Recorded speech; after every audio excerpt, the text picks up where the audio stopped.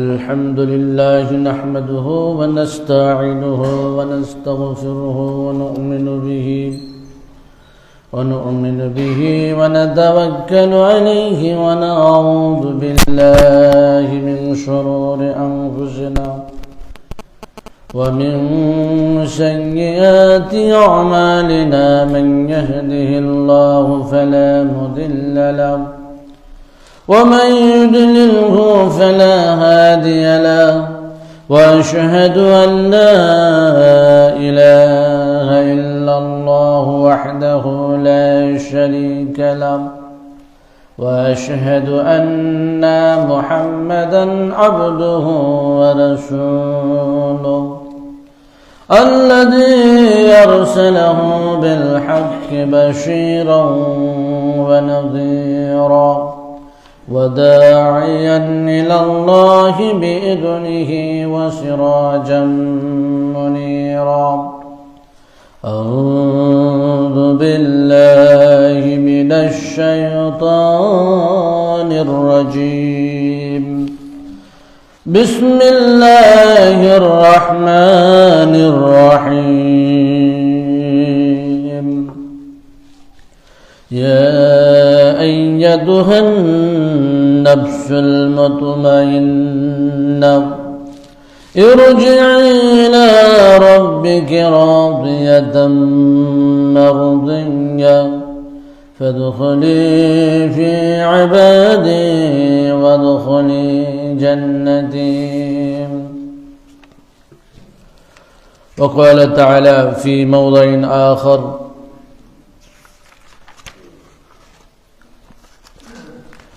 لا تفتح لهم أبواب السماء ولا يدخلون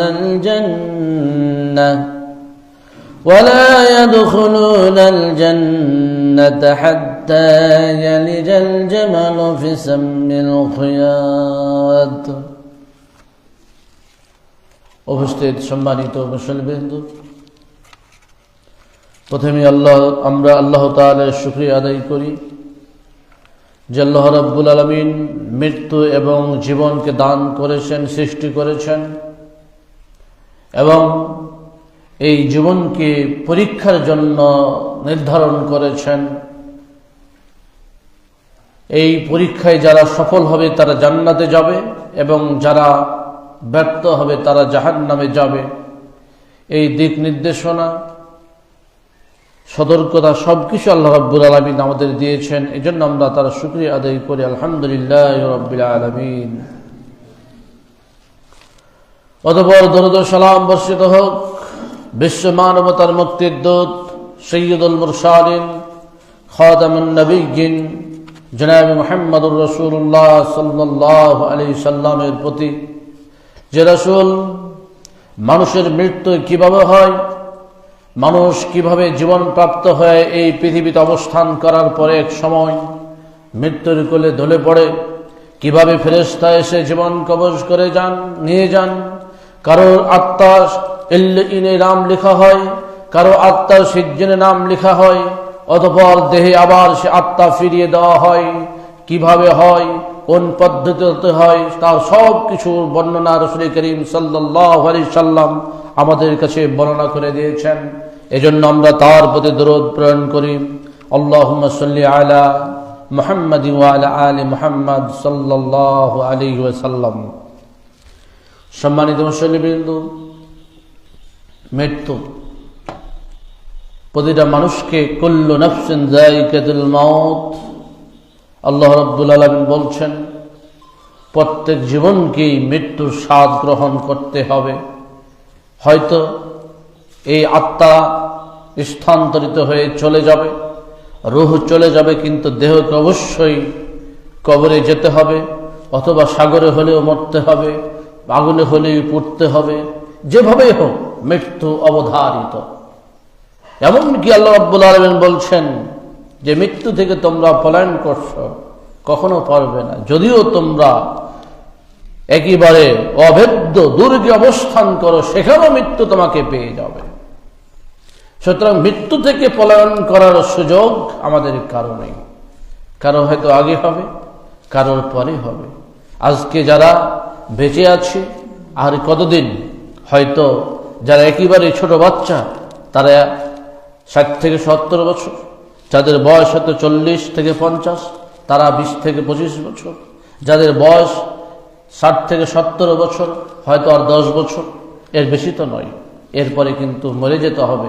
আজকে আমরা যাদেরকে হয়তো কবর দিয়ে আসছি, তারা যেভাবে সেই মাটির নিচে অন্ধকার ঘরে একেবারে পোশাকহীন শুধুমাত্র সাদা কাপড় পরে শুয়ে আছে, সে একই অবস্থা আমাদের হবে। আমাদের দেহে পোকামাকড় এসে, বিষাক্ত কীট পতঙ্গ এসে এই গোস্ত খেয়ে ফেলবে, এই গোস্ত গলে যাবে, হাড্ডি পচে যাবে, গলে যাবে, হয়তো একটু কিছু থাকবে।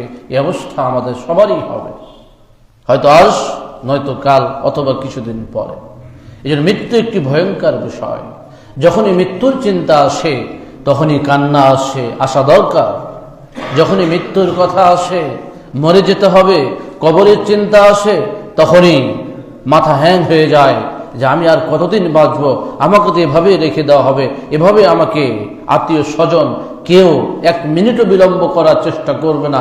মরলেই পারে কার্যক্রম শুরু হয়ে যাবে।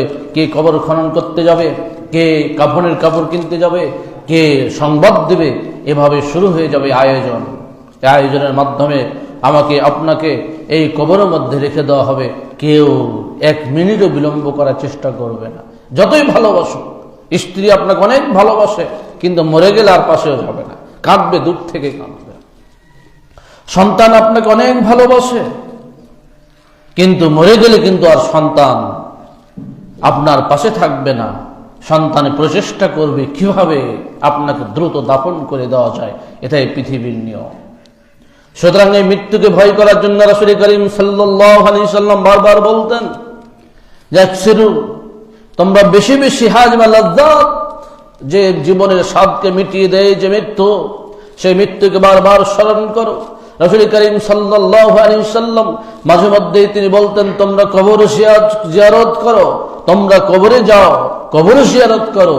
কারণ কবর জিয়ারত মানুষকে পরকালের কথা স্মরণ করিয়ে দেয়, কবর জিয়ারত মানুষকে মৃত্যুর কথা স্মরণ করিয়ে দেয়, বলে দেয় এভাবে যারা আজকে মাটিতে শুয়ে আছে, এই কবর আমাকেও যেতে হবে, আমার প্রস্তুতি কতটুকু হয়েছে সে চিন্তা আমার মধ্যে আসবে, আপনার মধ্যে আসবে যদি কবর জিয়ারত করেন। এই জন্য রাসূল সাল্লাল্লাহু আলাইহি সাল্লাম উদ্বুদ্ধ করতেন।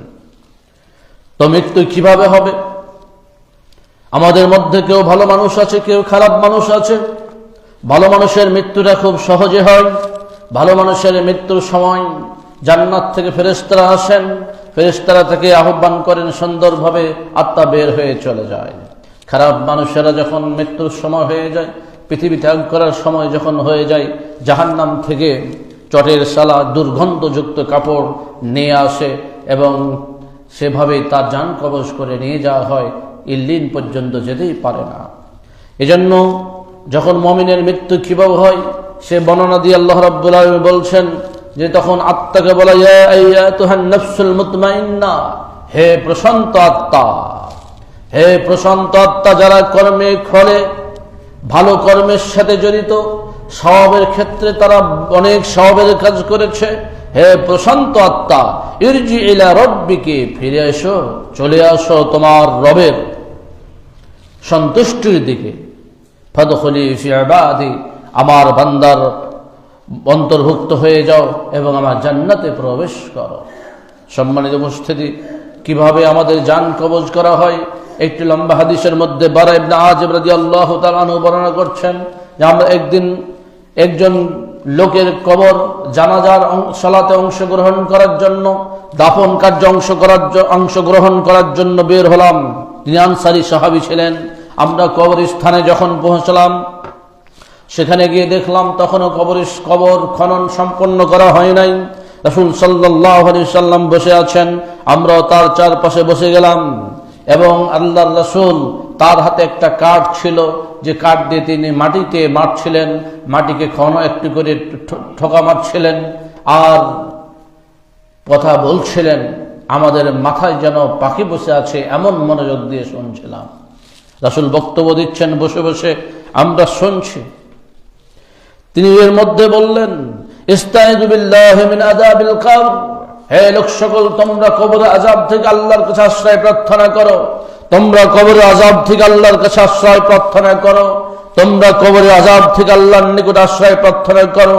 কেননা ইন্নাল আবদাল মুমিনা ইযা কানা ফি ইনকিতাইম মিনাদ দুনিয়া ওয়া ইকবালিন মিনাল আখিরাহ, কারণ একজন মুমিনের যখন জীবন শেষ প্রান্তে চলে যায় এবং পরকালমুখী হয়ে যায়, অর্থাৎ যখন মৃত্যুর সময় হয়ে যায়, নাযালা ইলাইহি মালাইকাতুম মিনাস সামাই বিয়াদুল উযুহি, আকাশ থেকে সুন্দর উজ্জ্বল চেহারা বিশিষ্ট ফেরেশতারা অবতরণ করেন। কান্না উজুহুহুমুশ শামস, তারা এত উজ্জ্বল চেহারা বিশিষ্ট যেন সূর্যের মতো উজ্জ্বল জ্বলজ্বল করতে থাকে। মা হুম কাফনুন মিন আকফানিল জান্নাতে, তাদের সাথে জান্নাতের কাফনের কাপড় থাকে। আমরা তো সাদা কাফন পরিয়ে শুইয়ে দিই। আল্লাহ রাব্বুল আলামিনের পক্ষ থেকে আমাদের রূহটাকে নিয়ে যাওয়ার জন্য জান্নাত থেকে জান্নাতের কাফন পাঠিয়ে দেওয়া হয়, ফেরেশতারা সাথে করে নিয়ে আসেন। একদল ফেরেশতা আসেন যাতে সুগন্ধি মাখানো থাকে। হাত্তা ইয়াজলিসু মিনহু মাদ্দাল বাসারে, এই একদল ফেরেশতা এসে এই মুমূর্ষু ব্যক্তির চারদিকে যতদূর পর্যন্ত ওই মাইয়িতের, ওই মুমূর্ষু ব্যক্তির চোখে দৃষ্টি যায়, গোল হয়ে তারা বসে পড়েন। ফায়াকুলুম, এবং তারা যখন বসে থাকেন এর মধ্যে মালাকুল মাউত ফেরেশতা যিনি জান কবজ করবেন তিনি চলে আসেন। আসার পরে বলেন, ইয়া আইয়াতুহান নাফসুত তাইয়্যিবা, হে পবিত্র আত্মা, হে প্রশান্ত আত্মা, উখরুজি ইলা মাগফিরাতিন মিনাল্লাহি ওয়া রিদওয়ানিন, তুমি আল্লাহর মাগফিরাত এবং আল্লাহর সন্তুষ্টির দিকে বেরিয়ে আসো। রাসূল করিম সাল্লাল্লাহু আলাইহি সাল্লাম বলছেন, যখন মালাকুল মাউত বা আজরাইল আলাইহিস সালাম এভাবে একজন মুমিন ব্যক্তির আত্মাকে আহ্বান করবেন, তখন সঙ্গে সঙ্গে এই মুমিন ব্যক্তির আত্মাটা বের হয়ে চলে আসবে। উদাহরণস্বরূপ আল্লাহর নবী বলছেন, যেভাবে আমরা একটা পাত্র থেকে পানি ঢালার সময়, জগ থেকে অথবা বদনা থেকে পানি ঢালার সময় খুব সুন্দরভাবে পানিটা প্রবাহিত হয়ে যায়, সেভাবে আত্মাটা খুব সুন্দরভাবে চলে আসবে। এরপরে এই যে জান্নাতের কাফন নিয়ে এসেছিলেন ফেরেশতারা, একদল ফেরেশতা, সুগন্ধিময় কাপড়, সেই কাফনের কাপড়ে আত্মাটাকে ওই মালাকুল মাউত দিয়ে দেন। এবার এই একদল ফেরেশতা এবার আকাশের দিকে রওনা দেন। আকাশের দিকে যখন রওনা হয়ে যান, আর এই যে আত্মার পবিত্র আত্মা যখন বেরিয়ে আসে এবং কাপড়ে রেখে দেওয়া হয়, এত সুগন্ধি ছড়ায় যে আশেপাশে সুগন্ধিময় হয়ে যায়। কাতিয়াবি নাফহাতিন মিসকিন ওয়াজাদাত আলা ওয়াজহিল আরদে, আল্লাহ রাসূল উদাহরণ দিয়ে বলছেন, পৃথিবীতে মিসকে আম্বারের যেমন সুগন্ধি ছড়ায়, এই পৃথিবীতে তেমনই তার আত্মাতে সুগন্ধি বের হতে থাকে। এরপরে তারা আকাশে চলে যায়। আলা মালাইম মিনাল মালাইকাতি ইল্লা ক্বালু মা হাদার রূহ, ফেরেশতারা যখন এর আত্মাকে নিয়ে যায়, দলে দলে ফেরেশতার সাথে সাক্ষাৎ হয়। ফেরেশতারা শুধু জিজ্ঞেস করতে থাকেন, এই পবিত্র আত্মাটা কার, এই পবিত্র আত্মাটা কার, জিজ্ঞেস করতেই থাকেন। আর এরা জবাবে বলতে থাকেন, অমুক ব্যক্তির ছেলে অমুকের, অমুক ব্যক্তির মেয়ে অমুকের আত্মা এটা। স্বামীর নামে পরিচিত হবে না, সন্তানের নামে পরিচিত হবে না, বাবার নামে পরিচিত হবে। প্রত্যেকটা মানুষ বাবার নামে পরিচিত হবে, মেয়ে হলো বাবার নামে পরিচিত হবে, ছেলে হলো বাবার নামে পরিচিত হবে। ফেরেশতা বলতে থাকবেন, অমুকের ছেলে অমুকের আত্মা এটা। নামটাকে খুব সুন্দরভাবে বলবেন, নামটাকে বিগড়িয়ে বলবেন না, নামটাকে খুব সুন্দরভাবে উচ্চারণ করবেন। এভাবে প্রথম আকাশে গিয়ে তারা যখন পৌঁছে যাবেন, দরজা খুলতে বলা হবে। যারা গেটম্যান হিসাবে যে ফেরেশতারা আকাশের দরজায় আছেন, তারা জিজ্ঞেস করবেন, কার আত্মা এটা? তখন তারা বলবেন, অমুকের ছেলে অমুকের আত্মা।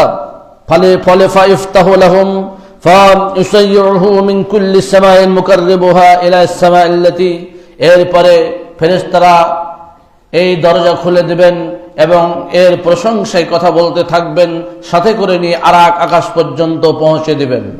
এক আকাশের ফেরেশতারা সাথে সাথে যাবেন। তার অভ্যর্থনা যেমন ভাবে মানুষকে দেওয়া হয়, বিদায় দেওয়ার সময় যেমন অনেক মানুষ সাথে সাথে যায় কোনো মহামান্য ব্যক্তির, তেমনি তার সাথে সাথে ফেরেশতারা আর এক আসমান পর্যন্ত আগিয়ে দেবেন।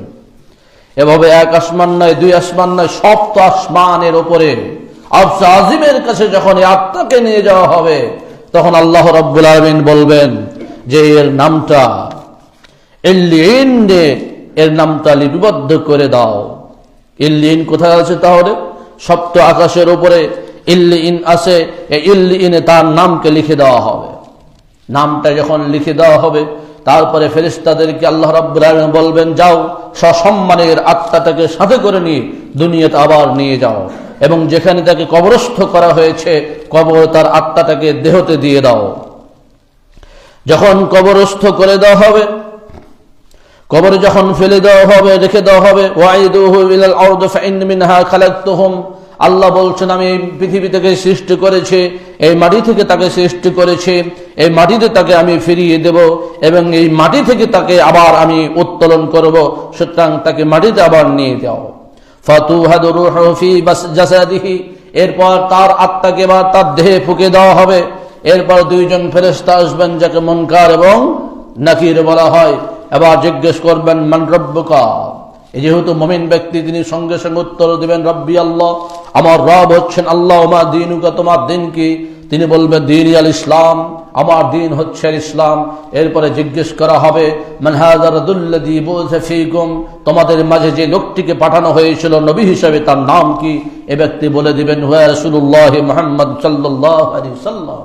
এই জবাব যখন তিনটি জবাব সঠিকভাবে প্রদান করবেন, তখন বলা হবে যে ওমা ইলমুকা, তুমি এটা কি করে জানলে যে তোমার রব আল্লাহ, তোমার দিন ইসলাম এবং এই লোকটি মুহাম্মদ সাল্লাল্লাহু আলাইহি সাল্লাম, এটা কি করে জানলে? এই লোকটি বলবে তখন কারাতু কিতাবাল্লাহি ফাআমানতু বিহি ওয়া সাদ্দাকতু, আমি আল্লাহর কিতাব কোরআন পড়েছিলাম, এই কোরআনকে বিশ্বাস করেছিলাম, এই কোরআনের প্রতি আমি ঈমান এনেছিলাম, এই কারণে আমি বলতে পারলাম। কারণ কোরআনে হাদিসে আছে যে আমার রব আল্লাহ, কোরআন হাদিসে আছে আমার দিন হচ্ছে ইসলাম, এবং হাদিসে আছে যে রাসূল সাল্লাল্লাহু আলাইহি সাল্লাম এমন হবেন, তার অবয়ব আকৃতি এমন হতে পারে। এভাবে এই মুমিন ব্যক্তি সুন্দরভাবে যখন জবাব দিয়ে দিবেন, তখন ফায়ুনাদি মুনাদিন ফিস সামায়, এবার আকাশ থেকে একটি জবাব আসবে। জবাব এভাবে আসবে সাদাকা আবদি ফাফরিশুহু মিনাল জান্নাত, আমার বান্দা সত্য কথা বলেছে, সুতরাং তার কবরে তুমি জান্নাতের বিছানা বিছিয়ে দাও, তারকে তুমি জান্নাতের পোশাক পরিয়ে দাও, তার জন্য জান্নাতের সঙ্গে কবরের একটা দরজা খুলে দাও, যাতে জান্নাতের সব ধরনের সুখ সুবিধা সে পেয়ে যায়। সম্মানিত উপস্থিতি, এই যে মুমিন ব্যক্তির কি অবস্থা হয় মৃত্যুবরণ করলে, আল্লাহ রাব্বুল আলামিন স্বয়ং ঘোষণা করেন তাকে তুমি জান্নাতের পোশাক পরিয়ে দাও। সম্মানিত উপস্থিতি, এরপরে ফায়াতিহি মিন রাউহিহা ওয়া তাইয়িবিহা, এরপরে জান্নাত থেকে জান্নাতের সুগন্ধি আসতে থাকবে, জান্নাতের বাতাস আসতে থাকবে, জান্নাতের সব কিছু আসতে থাকবে। ওয়া ইফসাহু লাহু ফি কবরিহি মাদ্দা বাসারিহি, এবং কবরকে তার চোখ যতদূর পর্যন্ত যাবে ততদূর পর্যন্ত প্রশস্ত করে দেওয়া হবে। কবর প্রশস্ত হয়ে যাবে। আমরা বাহ্যিক দৃষ্টিতে যে কবর দেখি, এই কবর আর তার থাকবে না, তার কবর প্রশস্ত হয়ে যাবে, এবং শুধু একটুটুকু নয়, তার চোখের দৃষ্টি যতদূর যাবে ততদূর পর্যন্ত কোনো ব্যারিয়ার থাকবে না, তাকে কোনো কেউ কিছু কষ্ট দিতে পারবে না। সম্মানিত উপস্থিতি, এরপরে রাসূল করিম সাল্লাল্লাহু আলাইহি সাল্লাম বলছেন, এরপরে একজন লোক আসবে যে হচ্ছে হাসানুল ওয়াজহে হাসানুল সিয়াবে, সুন্দর পোশাক পরিধান করে সুগন্ধি মেখে সুন্দর চেহারা বিশিষ্ট লোক যখন তার সামনে এসে বলবে ফায়াকুল আবশির বিল্লাযী ইয়াসুররুকা হাযা ইয়াউমুকা, এই যে তুমি শুভ সংবাদ পেয়েছো, তোমাকে আনন্দ দিয়েছে, তুমি শুভ সংবাদ গ্রহণ করো। আল্লাযী কুনতা তুআদ, যেটার ওয়াদা অঙ্গীকার তোমাকে দেওয়া হয়েছিল, যে জান্নাতের ওয়াদা তোমাকে দেওয়া হয়েছিল, যে কবরের সুখের কথা বলা হয়েছিল, যে কবর প্রশস্ততার কথা তুমি আলেম ওলামাদের কাছ থেকে শুনেছিলে, এই সেই কবর, যে কবরকে তোমার জন্য প্রশস্ত করে দেওয়া হয়েছে। তখন ওই লোকটি বলবে আচ্ছা আপনি কে? লোকটি জিজ্ঞেস করবে আপনি যে আমাকে শুভ সংবাদ দিচ্ছেন, তা আপনি কে? তখন সে বলবে যে আমি হচ্ছি আনা আমালুকা সালিহ, আমি তোমার সৎ আমল, আমি তোমার নেক আমল। তুমি যে সালাত আদায় করতে, তুমি যে যাকাত প্রদান করতে, তুমি যে মানুষের সাথে সুন্দর আচরণ করতে, তুমি যে সৎকর্ম করতে, মানুষকে দান সাদাকা করতে, সেই সৎ আমল হচ্ছে আমি তোমাকে শুভ সংবাদ দিচ্ছি যে যে ওয়াদাগুলো তোমাকে দেওয়া হয়েছিল সেই ওয়াদাগুলো আজকে তুমি পেয়ে গেছো। সম্মানিত উপস্থিতি, এভাবে ফায়াকুল রব্বি আকিমিস সালাত হাত্তা আরজিলা আহলি ওয়া মালি, এ বান্দা আকাঙ্ক্ষা করবে রব্বুল আলামিন তুমি কিয়ামত সংঘটিত করো, আমি তাহলে আমার পরিবার, আমার পরিজন জান্নাতে যারা আছেন তাদের সাথে জান্নাতে আমি চলে যাব, তাদের সাথে আমার সাক্ষাৎ হবে। সুতরাং কিয়ামত হয়ে যাক না কেন, আল্লাহ রাব্বুল আলামিন বলবেন এখনো সময় হয়নি, তোমাকে এখানেই থাকতে হবে। সম্মানিত উপস্থিতি, কিন্তু যদি ব্যক্তি কাফের হয়, ব্যক্তি যদি মুনাফিক হয়, ব্যক্তি যদি অনেক গুনাহগার হয়, তখন জান্নাত থেকে নয় বরং জাহান্নাম থেকে একদল ফেরেশতা আসবে। তাদের হাতে থাকবে চটের ছালা, তো আপনারা চিনেন, চটের বস্তা। ওই চটের বস্তা নিয়ে তারা আসবে এবং জাহান্নামের যে দুর্গন্ধ, সে দুর্গন্ধযুক্ত কাপড় নিয়ে তারা সেখানে উপস্থিত হয়ে এই লোকের চারপাশে বসে যাবে। এরপরে মালাকুল মাউত আসবে। মালাকুল মাউত এসে বলবে, হে ইয়া আইয়াতুহান নাফসুল খাবিসা, হে বদাত্মা, হে খারাপাত্মা, তুমি বেরিয়ে আসো আল্লাহর অসন্তুষ্টির দিকে। তখন তো সে বেরিয়ে আসতে চাইবে না, সে পলায়ন করবে। আমার দেহের মধ্যে একবার এদিকে পালাবে, একবার এদিকে পালাবে, সে বের হতে চাইবে না, ফেরেশতার হাতে আসতে চাইবে না। তখন ফেরেশতা হাত ভরে, মালাকুল মাউত আজরাইল হাত ভরে তাকে জোর করে ধরে টেনে হিঁচড়ে বের করে দেবে। আল্লাহ রাসূল উদাহরণ দিয়ে বলছেন, যেমন গাছের কাঁটাযুক্ত গাছে যদি কোনো সুতা বেঁধে যায়, সুতা সেটা খোলা যায় না, সুতা ছিঁড়ে বের দিয়ে নিতে হয়, তেমনি তার আত্মাকে এভাবে ছিঁড়ে বের করা হবে। এরপরে জাহান্নাম থেকে আগত ফেরেশতাদের হাতে ওই যে চটের ছালা বস্তা নিয়ে এসেছিল, দুর্গন্ধযুক্ত কাপড় নিয়ে এসেছিল, সেখানে তার রূহটাকে দিয়ে দেওয়া হবে। ফেরেশতারা তাদের দায়িত্ব কর্তব্য পালন করার জন্য তারা এই আত্মাটাকে নিয়ে আকাশের দিকে রওনা দেবেন। যাদের সাথে দেখা হবে দুর্গন্ধ ছড়াবে। ফেরেশতারা জিজ্ঞেস করবেন, এই খাবিস আত্মাটা কার তোমরা নিয়ে এসেছো? তাকে বলা হবে অমুকের ছেলে অমুক, নামকে বিগড়িয়ে নামকে বলা হবে, ঝল্টুর ছেলে বন্টু, ফল্টুর ছেলে, এইভাবে নামকে বিগড়িয়ে বলা হবে, নাম ভালোভাবে বলা হবে না। কারণ তার খারাপ আমলের কারণে দুর্গন্ধ ছড়াচ্ছে। যারা নিয়ে যাচ্ছেন তারাও বিরক্ত, যারা দুর্গন্ধ শুনছেন তারাও বিরক্ত। এজন্য প্রথম আকাশে যখন যাবে, আকাশে যাওয়ার সময় আকাশের দরজা খুলতে বলা হবে। ফেরেশতারা বলবেন, না, এই আত্মার জন্য আমরা আকাশের দরজা খুলতে পারবো না, এদের জন্য আকাশের দরজা খোলার অনুমতি আমাদেরকে দেওয়া হয় নাই। এই কথা বলার সময় রাসূল করিম সাল্লাল্লাহু আলাইহি সাল্লাম আল্লাহ তাআলার বাণী আয়াত তেলাওয়াত করলেন, লা তুফাত্তাহু লাহুম আবওয়াবুস সামায়ে, তাদের জন্য আকাশের দরজা খোলা হবে না, ওয়ালা ইয়াদখুলুনাল জান্নাতা, এবং তারা জান্নাতেও প্রবেশ করবে না, হাত্তা ইয়ালিজাল জামালু ফি সামবিল খিয়াত, যতক্ষণ না সূচের ছিদ্রের মধ্যে একটা উট প্রবেশ করা সম্ভব হয় ততক্ষণ পর্যন্ত এরা জান্নাতে প্রবেশ করবে না। এটা কি সম্ভব? একটা সূচের ছিদ্রের ভিতরে একটা উট কি প্রবেশ করা সম্ভব? এটা যেমন অসম্ভব, তেমনি এই বদাত্মার জান্নাতে প্রবেশ করা তেমনি অসম্ভব। এরপরে আত্মাকে কি করা হবে?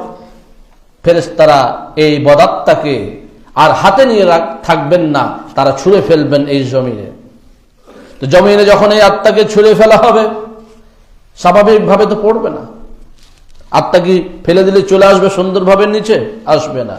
এজন্য আল্লাহ রাব্বুল আলামিন কোরআনুল কারীমের বর্ণনা দিয়ে বলছেন, সুম্মা কারাম ওয়া মান ইউশরিক বিল্লাহি ফাকান্নামা খাররা মিনাস সামায়ে, যে ব্যক্তি আল্লাহর সাথে শিরক করলো, যে ব্যক্তি আল্লাহর সাথে অন্যকে অংশীদার স্থাপন করলো, খাররা মিনাস সামায়ে, তাকে আকাশ থেকে নিক্ষেপ করা হবে, ছুঁড়ে ফেলা হবে। ফাতাখতাফুহুত তায়রু, তাকে হয়তো পাখি ছিনতাই করবে, পাখি ছো মেরে নিবে। আও তাহবি বিহি রিহু ইলা মাকানিন শাহীক, অথবা নির্জন কোন ভূমিতে বাতাস তাকে প্রবাহিত করে অন্য কোথাও নিক্ষেপ করবে। এরপরে জমিনে নিয়ে আসা হবে, ফেরেশতারা আসবেন। আসার পরে তার জমিনের নিচে সিজ্জিল নামক জায়গা রয়েছে, সিজ্জিন নামক জায়গা রয়েছে। এই সিজ্জিনে রেজিস্টারে তার নাম লিপিবদ্ধ করা হবে। তাহলে যার আমল সঠিক, যার আমল সুন্দর, যে ব্যক্তি সৎ, তার আমল নামা কোন রেজিস্টারে লেখা হবে? তার নামটা ইল্লিন নামক রেজিস্টারে, আল্লাহর নিকটে থাকা রেজিস্টারে লিপিবদ্ধ করা হবে সপ্ত আকাশের উপরে। আর যে ব্যক্তি খারাপ, তার নাম লিপিবদ্ধ করা হবে আর একটা রেজিস্টার আছে, যে রেজিস্টারের নাম হচ্ছে সিজ্জিন। এই সিজ্জিনে তার নাম লিপিবদ্ধ করা হবে। এরপরে যখন লোকটিকে কবরস্থ করা হবে, কবরস্থ করা হলে মুনকার নাকির নামক দুইজন ফেরেশতা আসবেন, তাকে বসাবেন। বসার পরে জিজ্ঞেস করবেন, মান রব্বুকা, তোমার রব কে? সে তো কোরআন পড়ে নাই, হাদিস পড়া নাই, সালাত আদায় করে নাই, ঈমান আমল ঠিক রাখা নাই, সে সব সময় ইসলামের বিরুদ্ধে কথা বলেছে, ইসলামের বিরুদ্ধে কাজ করেছে, সে তো এগুলো বলতে পারবে না। তখন বলবে হা হা লা আদরি, হায় আফসোস আমি তো জানি না। আবার কেউ কেউ কৌশল করে বলবে লোকেরা যা বলতো আমিও তাই বলতাম, নিজে তো বলতো না, এজন্য সে কৌশল করে বলবে লোকেরা যা বলতো আমরা তাই বলতাম, কিন্তু কি সেটা?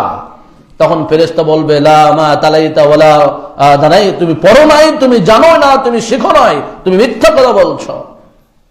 এরপরে লোহার হাতুড়ি দিয়ে এমন জোরে মারবে, একটা হাতুড়ি দিয়ে, লোহার হাতুড়ি দিয়ে এত জোরে মারবে, আল্লাহর রাসূল বলছেন জিন এবং মানুষ এবং জিন ছাড়া প্রত্যেকটা প্রাণী এর আওয়াজ শুনতে পাবে।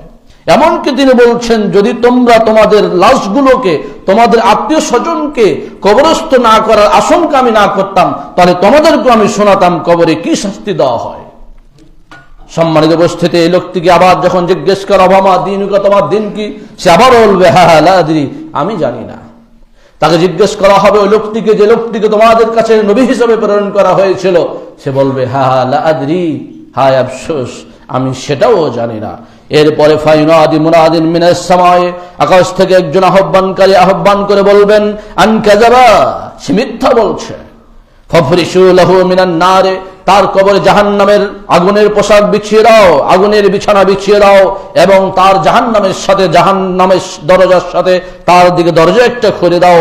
ফায়াতিহি মিন হাররিহা, জাহান্নামের আগুন আসবে, জাহান্নামের দুর্গন্ধ আসবে, সব কিছু জাহান্নাম থেকে তার এখানে আসবে, এবং জাহান্নামে যে লোকগুলো পুড়ে সব কিছু তার কবরে আসতে থাকবে।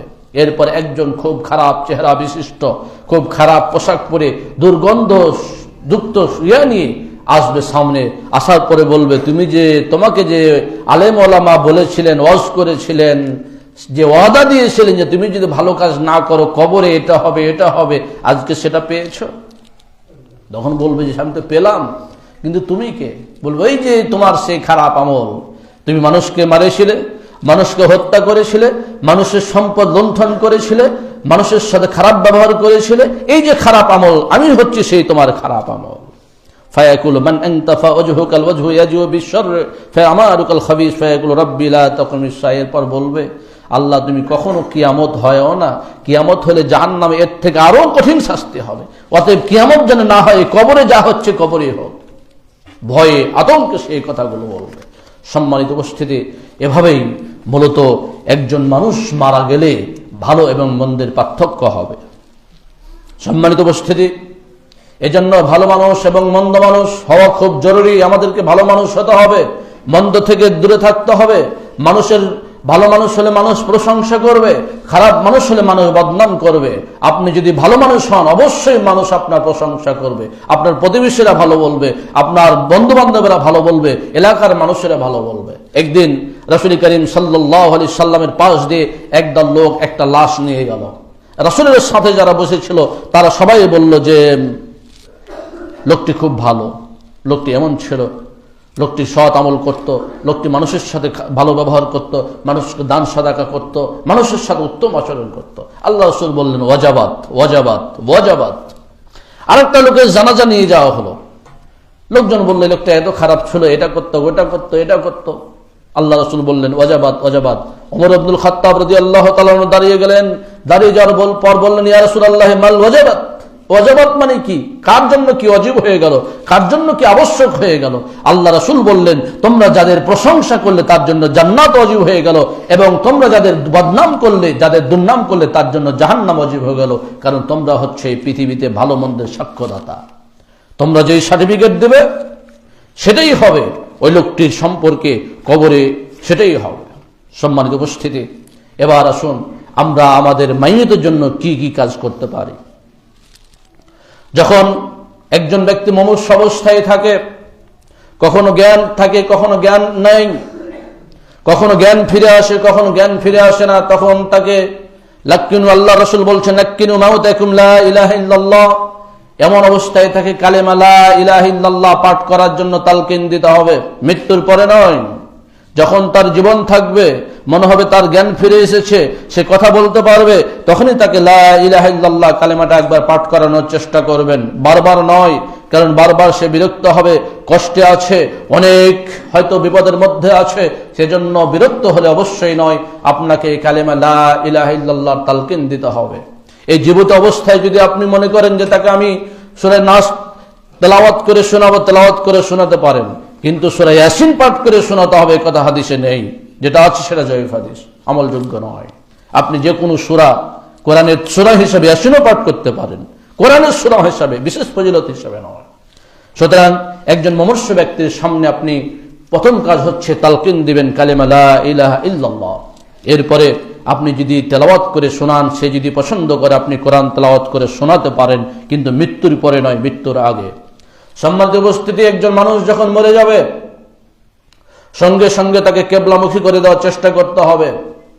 কারণ রাসূল করিম সাল্লাল্লাহু আলাইহি সাল্লাম একটা হাদিসের মধ্যে বলেছেন কাবিরা গুনাহ হচ্ছে 7টি।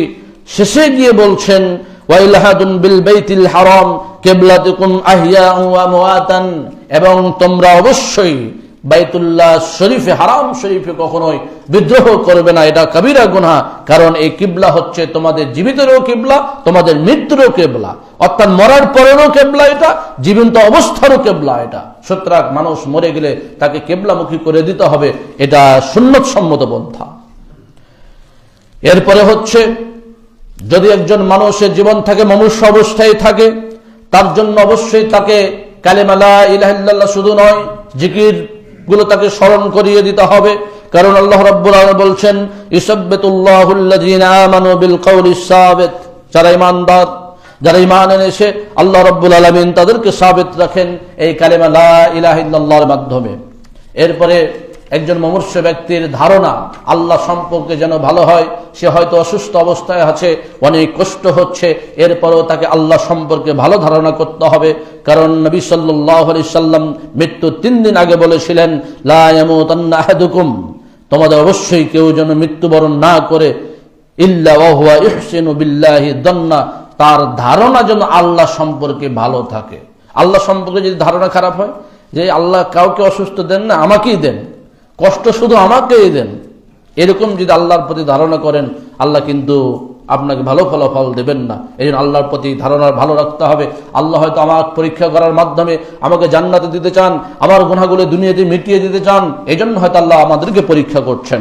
সম্মানিত উপস্থিতি, এরপরে যদি মারা যায়, মরার সঙ্গে সঙ্গে চক্ষু যদি খোলা থাকে, চক্ষু বন্ধ করে দিতে হবে, এটা সুন্নাত সম্মত পন্থা। কারণ আল্লাহ রাসূল সাল্লাল্লাহু আলাইহি সাল্লাম আবু সালামা নামে একজন সাহাবী ছিলেন, ওনাকে দেখতে গিয়েছেন। তিনি মারা গেছেন অবস্থায় আল্লাহ রাসূল ঢুকেছেন, দেখছেন তার চোখ খোলা আছে, তো তিনি চোখটাকে বন্ধ করে দিলেন। এরপরে বললেন ইন্নার রূহ ইযা কুবিদা তাবিয়াহুল বাসার, যখন রূহটাকে নিয়ে যাওয়া হয় চোখ দেখতে থাকে। এই যে চলে গেল রূহ, আমাদের আত্মা যখন নিয়ে যাওয়া হয়, মাইয়েতের যখন আত্মা নিয়ে যাওয়া হয়, চোখ দেখে যায় আমার আত্মা চলে গেল, এই জন্য চোখটা অনেকের খোলা থাকে। আল্লাহ রাসূল সাল্লাল্লাহু আলাইহি সাল্লাম যখন এই কথা বললেন, ফাদাদ্দা নাসুন মিন আহলিহি, লোকজন, তার পরিবারের লোকজন চিৎকার করে উঠলেন যে চোখ তো খোলা আছে, আমরা তো মনে করছি জীবিত, কিন্তু আসলে মারা গেছেন। তখন আল্লাহর নবী বললেন লা তাদু আলা আনফুসিকুম ইল্লা বিখাইরিন, তোমরা নিজেদের জন্য অকল্যাণের দোয়া করো না, বরং কল্যাণের দোয়া করো, কারণ ফেরেশতারা তোমাদের দোয়ার বিপরীতে আমিন আমিন বলেন। এজন্য কেউ মারা গেলে তার জন্য ভালো দোয়া করতে হবে, তার জন্য ভালো কথা বলতে হবে, কান্নাকাটি না করে তার জন্য জান্নাতের দোয়া করতে হবে, তাহলে ফেরেশতারা আমিন বলবেন, এই দোয়াটা কবুল হবে। সম্মানিত উপস্থিতি, মৃত্যুর পরে দোয়া কিভাবে করতে হবে, রাসূল সাল্লাল্লাহু আলাইহি সাল্লাম কি বলে দোয়া করেছিলেন? তিনি বলেছিলেন আল্লাহুম্মা গফির লি আবি সালামা, আল্লাহ তুমি আবি সালামাকে ক্ষমা করে দাও, ওয়ারফা দারাজাতাহু ফিল মাহদিন, এবং তার সম্মানকে তুমি জান্নাতে সুউচ্চ করে দাও।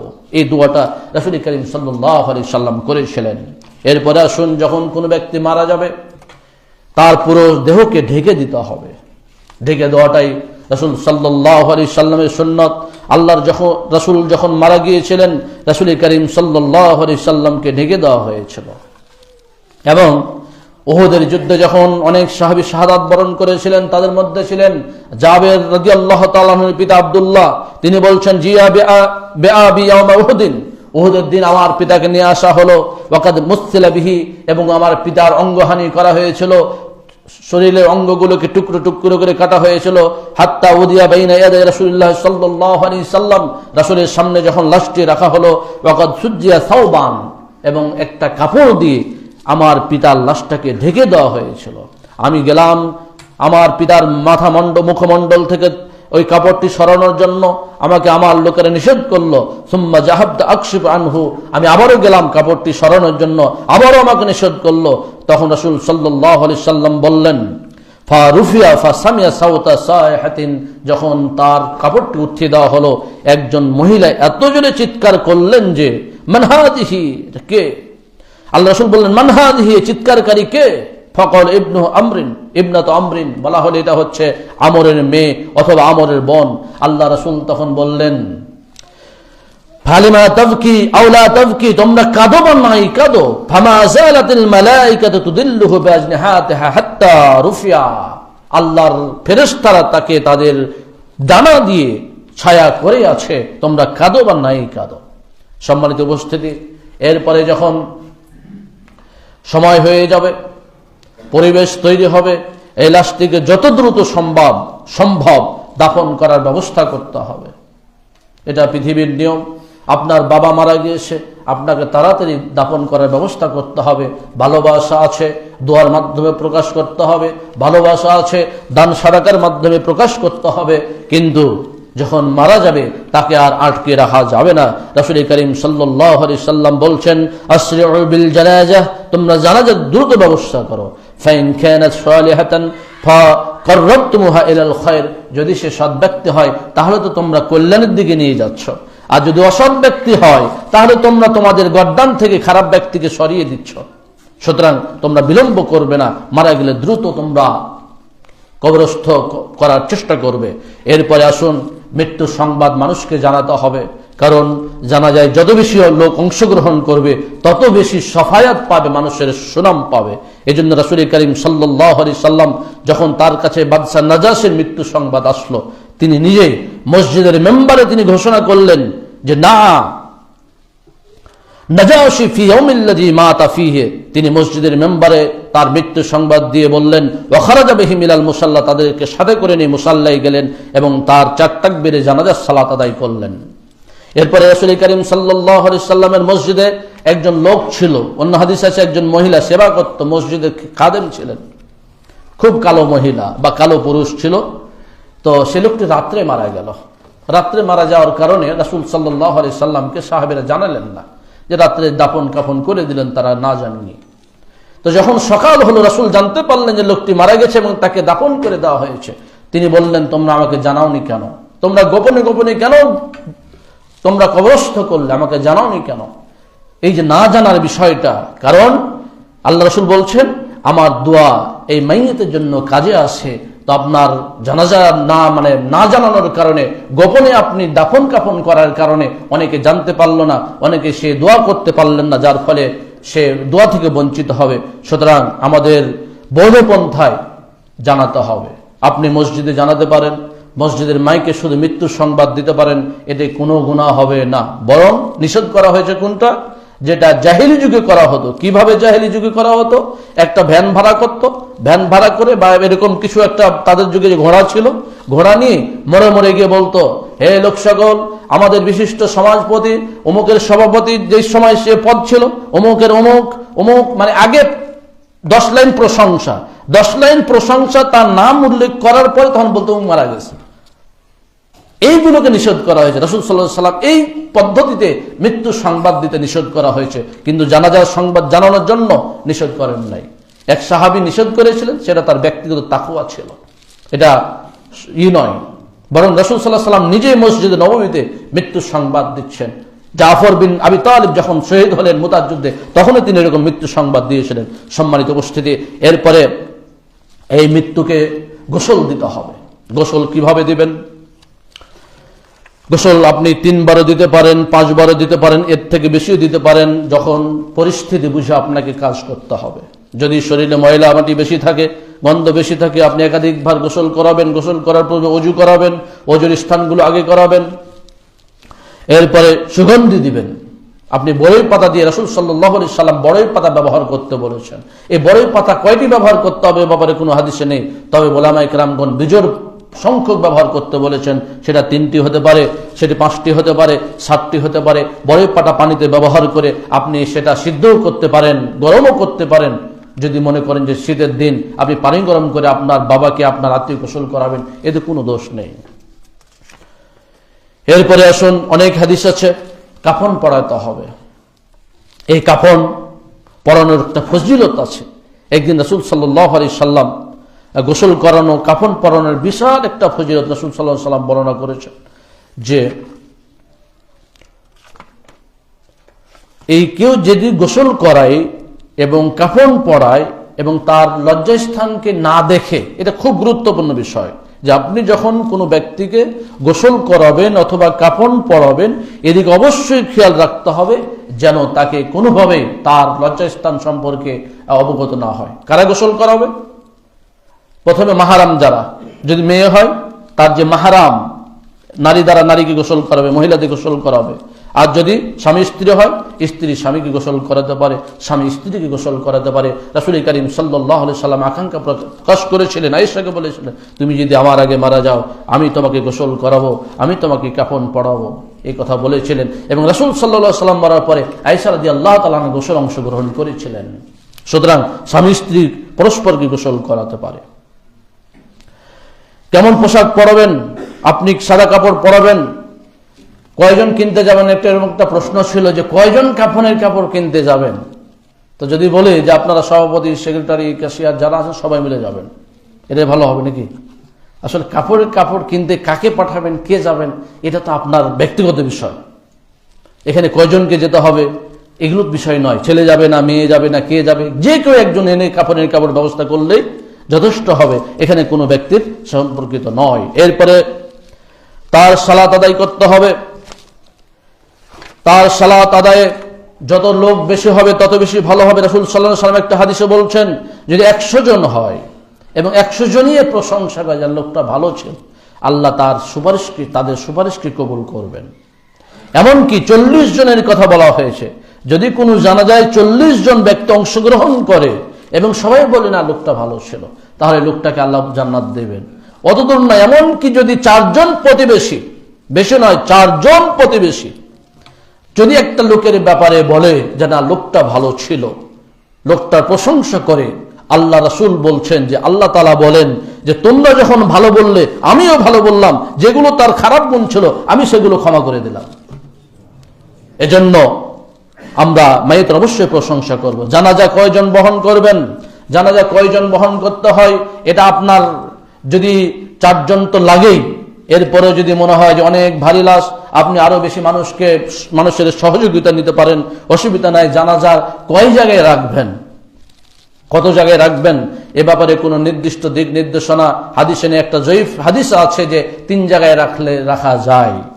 কিন্তু আপনার যদি একবারই পারেন, বাড়ির কাছে আপনার কবরস্থান, একবারই চলে যাবেন, এখানে তো 3 বার রাখার কোনো প্রয়োজন নেই, যেহেতু সহিহ হাদিস নেই। সুতরাং আপনি আপনার পরিস্থিতি অনুযায়ী আপনি লাশকে নিয়ে যাবেন, লাশকে নামাবেন, কবরে নামাবেন।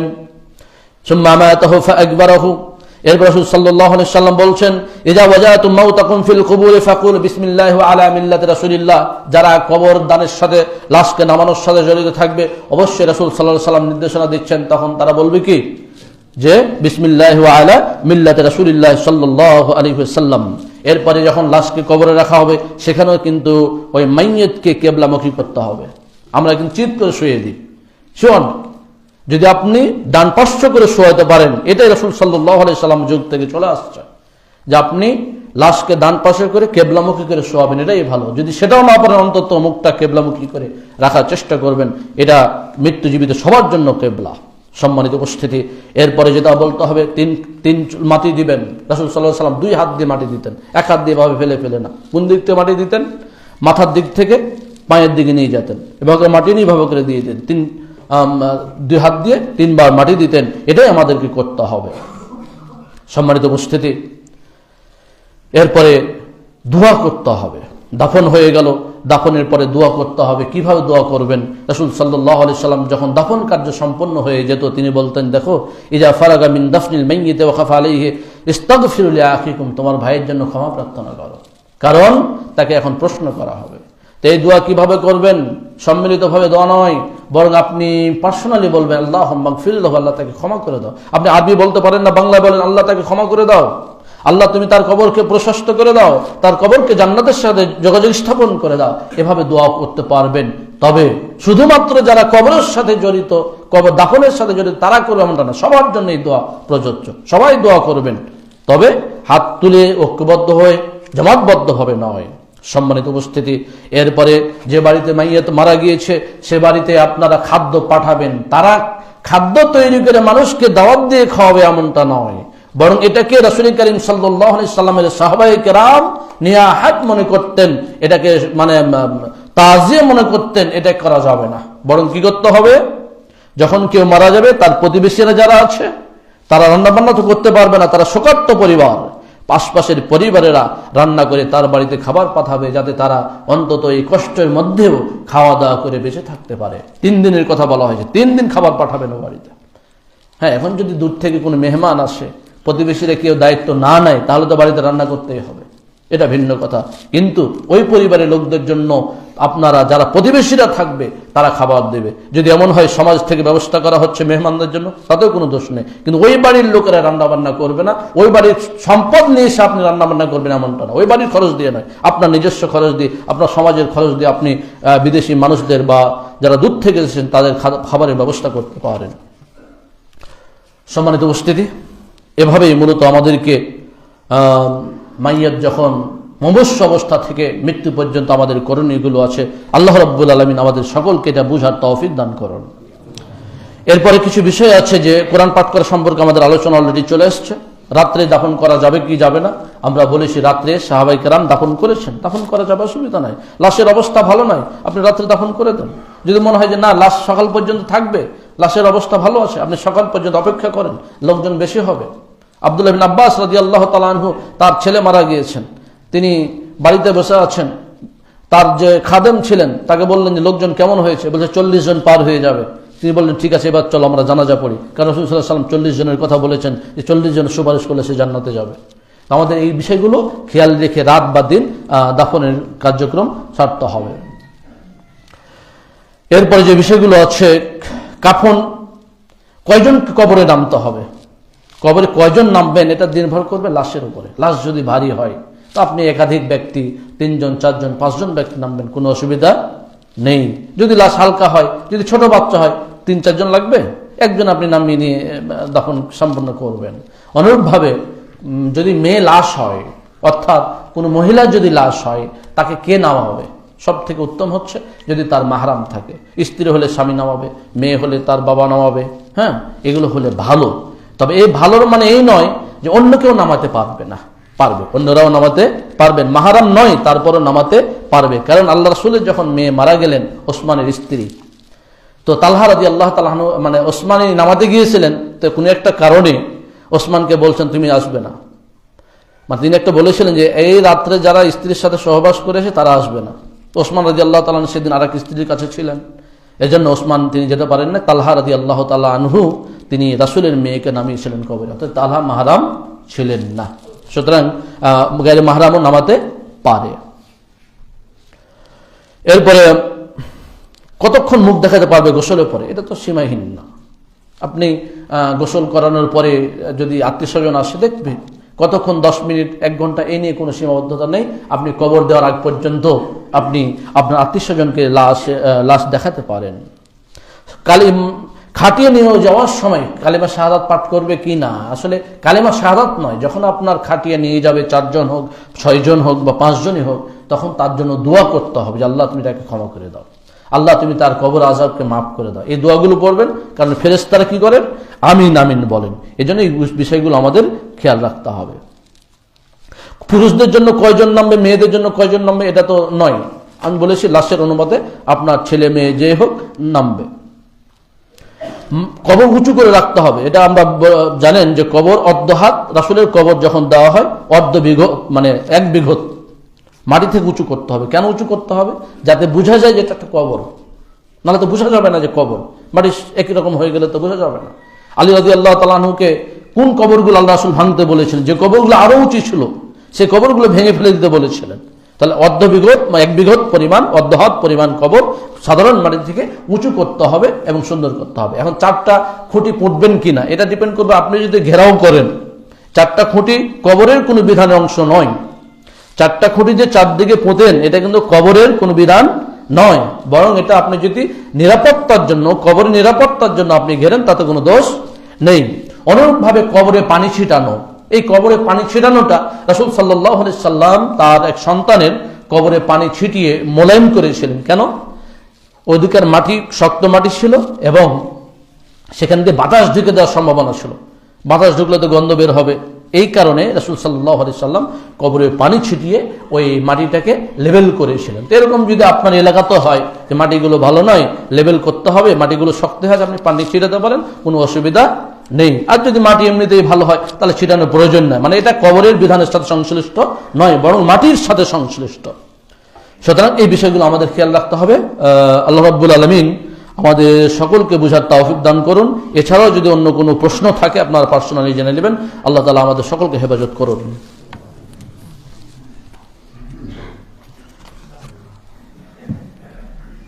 আলহামদুলিল্লাহ ওয়াহদা ওয়াসসালাতু